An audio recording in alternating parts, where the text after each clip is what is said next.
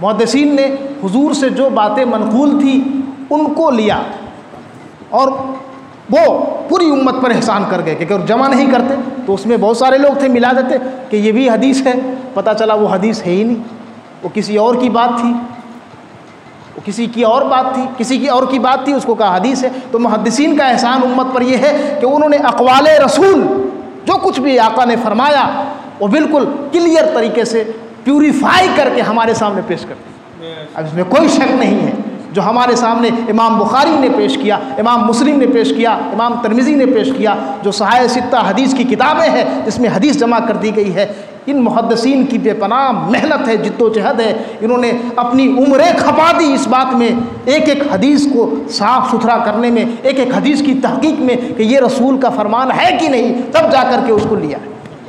یہ پوری امت پر ہمارے محدثین کا احسان،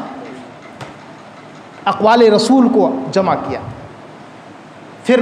فقہا آئے اور انہوں نے اقوال رسول سے ہمارے لیے زندگی کے مسائل، جو ہمارے زندگی کے مسائل ہیں، عبادات کے، معاملات کے،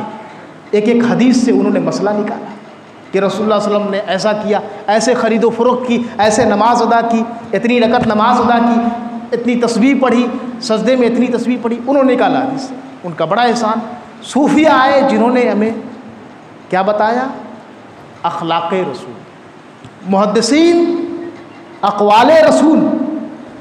فقہا ایک طرح سے دیکھا جائے تو افعال اعمال رسول،